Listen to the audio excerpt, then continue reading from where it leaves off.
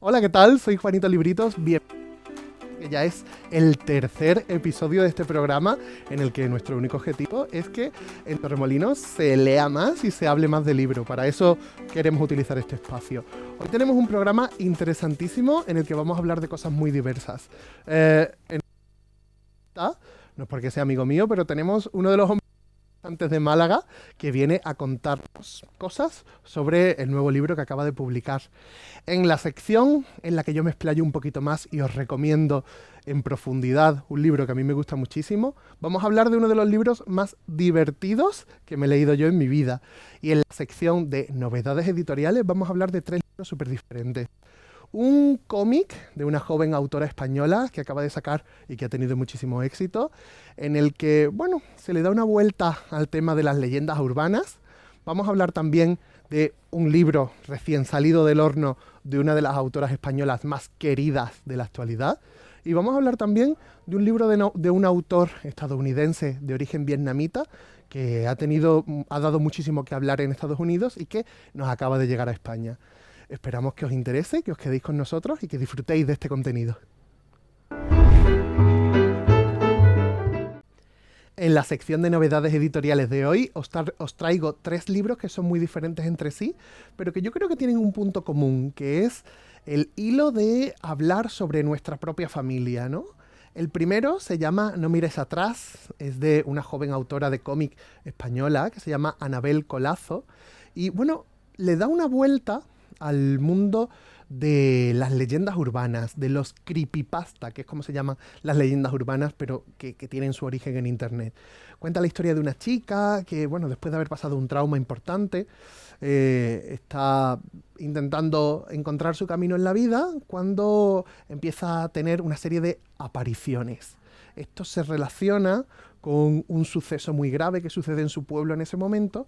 Y bueno, ella y una amiga empiezan a tirar del hilo de estas leyendas urbanas y empiezan a investigar qué es lo que puede estar pasando y cuál puede ser la relación entre uno y otro. Es de la editorial La Cúpula. A mí me ha gustado muchísimo, me lo he leído en las últimas semanas y la verdad es que creo que es un libro que está muy bien, además para los adolescentes. Creo que les puede gustar mucho. Así que es interesante, hay que tenerlo en cuenta. ¿Qué podemos decir de Elvira Lindo, que es una de las personas más queridas del mundo de las letras de nuestro país? Como articulista no tiene precio y como escritora nos ha dado algunos libros maravillosos. Muchos de ellos además han sido llevados al cine. Ahora Elvira se mira en el espejo y escribe, en vez de del mundo que la rodea, escribe sobre su propia familia. Este libro que acaba de salir, trató sobre la historia de sus padres y se llama A Corazón Abierto. Yo tengo muchísimas ganas de leerlo porque me encantan las historias en las que los autores analizan sus propias raíces y su propio pasado. Y estoy seguro de que Elvira Lindo está muy dotada para ello porque es una persona que analiza muy bien lo que hay a su alrededor y que además lo hace con una ternura y con un punto de vista muy particular que hace que a mí particularmente sea una persona que admire muchísimo. Estoy muy atento a este libro, es una novedad editorial que estoy seguro que va a dar mucho que hablar. Es de Seix Barral y ya lo podéis encontrar en todas las librerías. En la Tierra somos fugazmente grandiosos. Si el libro es igual de bonito que el título, estamos ante una de las novelas del año. Este libro ha dado mucho que hablar en Estados Unidos y es de un autor que se llama Ocean Vuong, que es estadounidense de origen vietnamita. Este libro lo que cuenta es una historia que, como en el libro anterior, también trata sobre su propia familia. Él le escribe una carta a su madre, aunque sabe que su madre no va a ser capaz de poder leerla, y en esa carta analiza, justifica, da detalles de cuál ha sido su vida, de cuáles han sido las dificultades que le han llevado hasta donde está en ese momento. Es un libro que ha editado Anagrama en nuestro país y que yo estoy deseando leer porque las críticas son absolutamente inmejorables. Ya sabéis que no hay nada que me guste más que leer, pero hay que reconocer que es una actividad muy solitaria. Así que por eso esta es mi sección favorita del programa. Es este momento en el que yo traigo a personas relacionadas con el mundo de los libros. Y hoy no os imagináis la suerte que tenemos de tener aquí a Miguel Moreta. Era una persona que yo, en cuanto supe que iba a hacer el programa, sabía que quería tenerlo aquí, porque es de las personas más interesantes y más estupendas y más leídas que yo conozco. Miguel Moreta es catedrático de instituto, es filólogo y además es un hombre de mundo que ha vivido en muchísimos sitios. Y ahora está presentando Contando las 40. Bienvenido, Miguel. Encantado de estar aquí. Miguel, Contando las 40, cuéntanos este libro, porque yo tengo la sensación de que es una especie como de culmen de tu carrera literaria. Espero que no sea, que sea solamente una etapa. Una etapa más. No. Pero contarte la génesis del libro, Sí. quiero decir, bien. Si te lo has leído, que creo que te lo has leído, Lo he empezado, lo tengo empezado. verás que se trata más bien aunque yo lo considero casi una novela de vida y viaje, pero en realidad son 40 textos de diferentes etapas y épocas. ¿Y por qué los reuní en este libro? Pues fue por una cuestión de nostalgia. Tú antes acabas de decir que era un hombre de mundo. Yo no sé si soy de mundo, pero sí de 3 continentes. Uh-huh. Y he vivido en una etapa en el exterior muy larga, entre Marruecos, Hungría y México. Y al regresar a nuestra tierra, a Málaga, Uh-huh. pues de repente tuve un ataque memorioso de nostalgia y un intento de recuperar recuerdos, libros, lecturas, etcétera. Fue lo que motivó que fuera escribiendo estos textos y luego los recogí en las 40. Porque este libro no es solo un libro en el que cuentas tus experiencias viviendo fuera, sino que también es un libro en el que reflexionas sobre distintos temas, en el que reflexionas sobre, por ejemplo, sobre la literatura, sobre los libros que te interesan, sobre la idea de la lectura. Sí, yo creo además que tú y yo somos cuates en el sentido de que somos fundamentalmente lectores. Sí. Pero a mí escribir me cuesta mucho. Yo soy feliz leyendo. Y en este libro, que está dividido en 4 partes, ¿no? Viaje, cuento, leyenda y porfía, cada uno responde a una serie temática. Y una de ellas, la que yo llamo leyenda, es precisamente leyenda, no de leyenda del Capitán Trueno, sino leyenda de leer, del acto de leer, ¿no? Está dedicado precisamente, es un homenaje a mis amigos lectores, a mis amigos escritores y sobre todo a la lectura, al viaje solitario que es cada lectura, que es lo que realmente te hace un hombre de mundo. Total, de muchos mundos, además. Es un libro, además, que tiene unas ilustraciones que son muy llamativas, muy interesantes. ¿Cómo surgió esto de acompañar tus escritos de ilustraciones o acompañar esas ilustraciones de tus escritos? No sé muy bien cuál es el orden. Es interesante que hagas esa pregunta porque es un libro tanto para ver como para leer, ¿no? Uh-huh.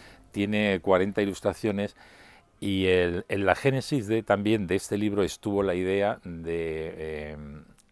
que tuve con mi amiga María Jesús Chu, que es la autora de las ilustraciones, hacer un experimento. Y fue que yo le mandé a ella 20 textos y ella me mandó a mí 20 dibujos. Oh. Entonces ella, con los 20 textos míos, realizó 20 dibujos, 20 obritas, 20 obrazas, porque realmente son espléndidas. Sí, son maravillosas. Y yo, inspirándome en esos dibujos, también creé unas veces o acompañé con un texto previo, pero consistía en eso, que un dibujo, una imagen, hiciera surgir un texto y al revés, y un texto hiciera surgir un dibujo. No sé si lo hemos logrado, pero yo creo que está ese juego y además muchas veces nos preguntan, ¿puedes poner un ejemplo de un texto de uno y de otro? Y queremos que sea el lector el que averigüe ¿de dónde salió? ¿De dónde sale el texto o el dibujo? Qué curioso, es como una conversación entre 2 artes, por decirlo de alguna manera, ¿no? Eso es. ¿Tú ya conocías a la ilustradora Sí, de antes? yo ¿Era amiga tuya y tal? la conocía porque éramos compañeros en una revista online que se llama Cuadernos del Rebalaje, que es un tema marinero, y ella precisamente coordinaba la parte artística y de ilustración de la revista, y de ahí venía nuestro conocimiento mutuo, ¿no? Y a partir de ahí empezamos esta colaboración, además una colaboración a distancia, porque yo la conocí en Málaga, pero en el momento en que nos propusimos hacer esto, ella ya se había ido por motivos de trabajo, porque ella es malagueña, pero ya estaba en Alicante, donde sigue Para todavía ti, hoy. los viajes siempre han sido uno de tus principales motores a la hora de escribir, creo yo, porque viendo tu bibliografía, muchos de tus escritos, muchas de tus publicaciones tienen que ver con la visión que se tiene de España desde fuera, con elementos culturales y elementos folclóricos que se ven desde fuera también. Eso, viajar es algo importante para ti a la hora de escribir. Totalmente, totalmente. Yo creo que el viaje es algo que, fíjate que muchas veces no distingo entre el viaje interior y el viaje físico, ¿no? Uno delante de un libro o metiéndose en un libro consigue un viaje auténtico, que yo llamo un viaje realmente espectacular y único, porque no tienes masas de turistas, ¿no?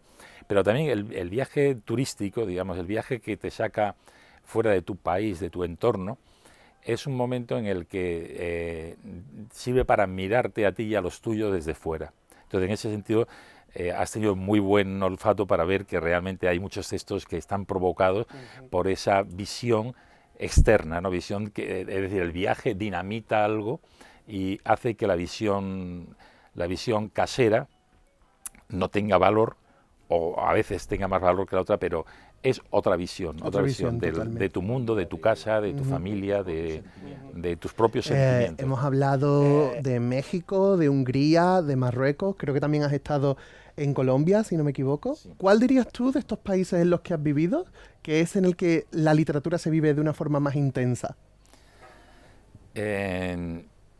Sin duda, México. Sí. Se vive de una forma intensa y vital.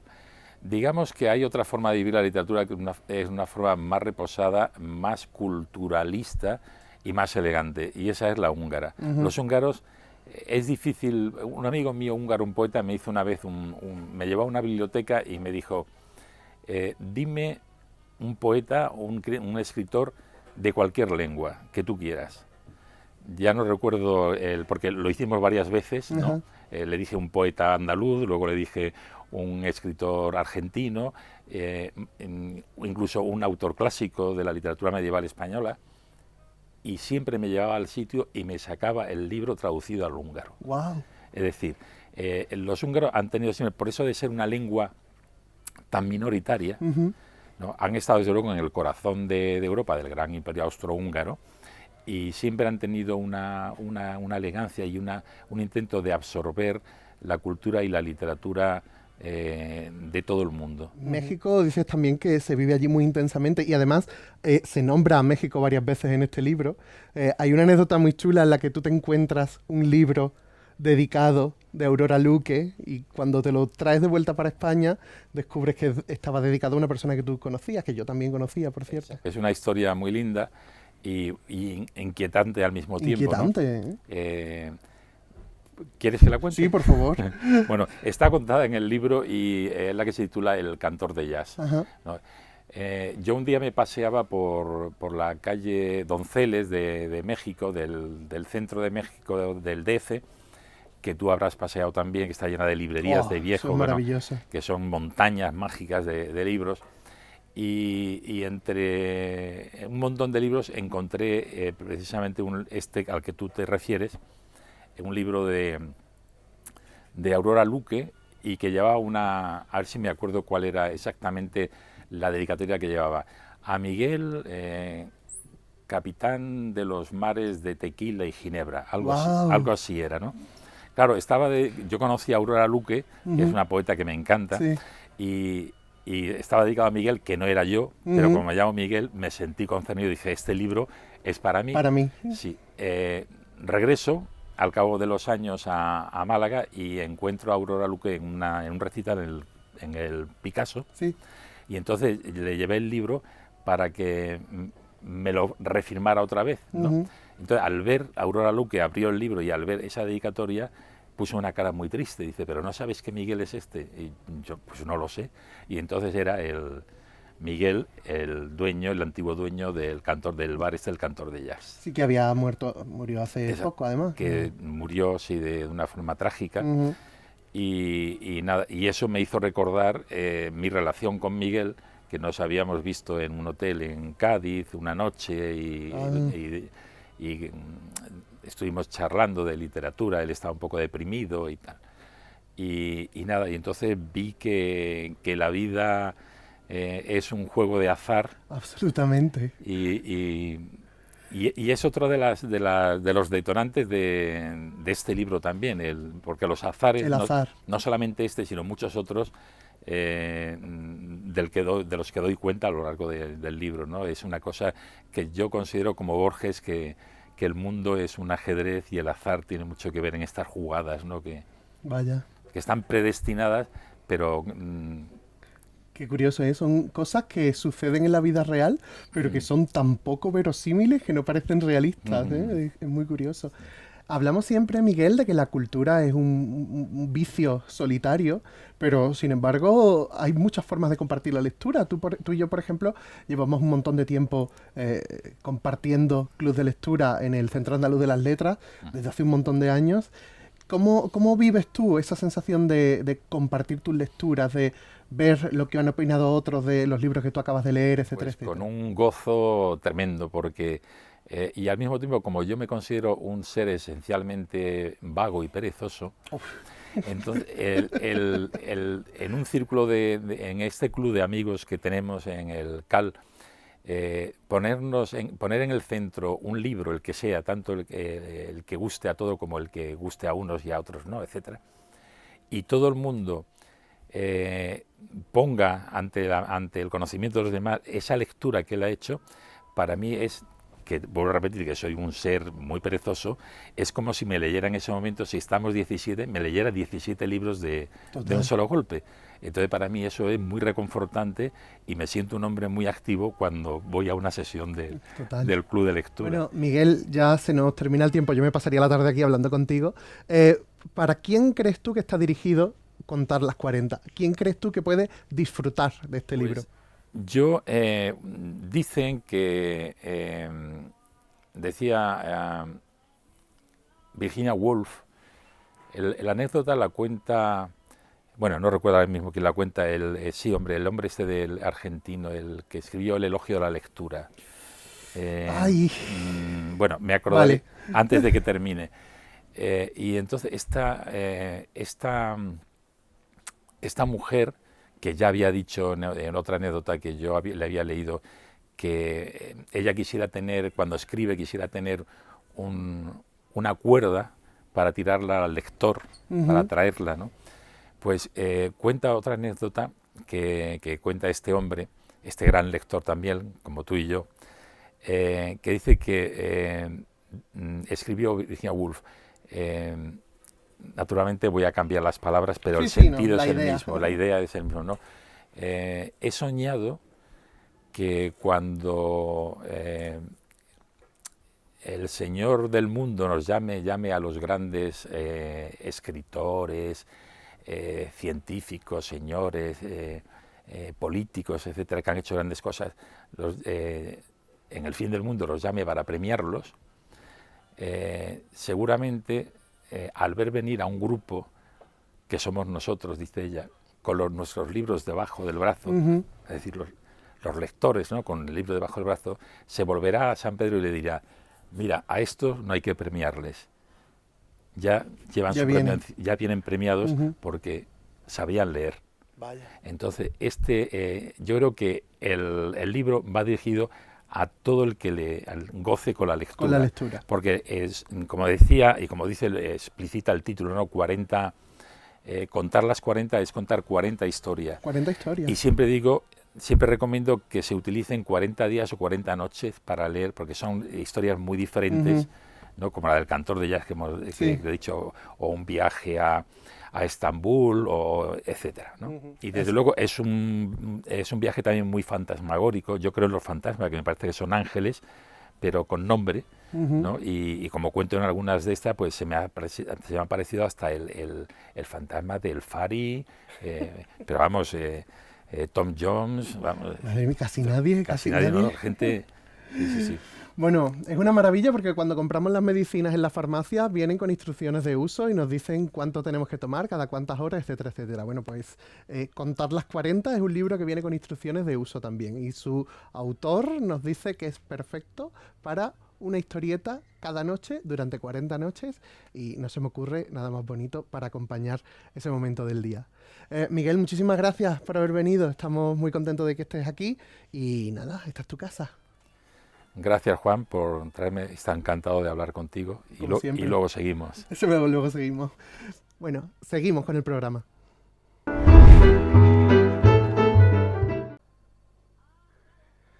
Ya sabéis que la tercera sección de este programa es este momento en el que yo me permito explayarme un poquito y recomendaros un libro que yo estoy seguro que os va a gustar al 100%.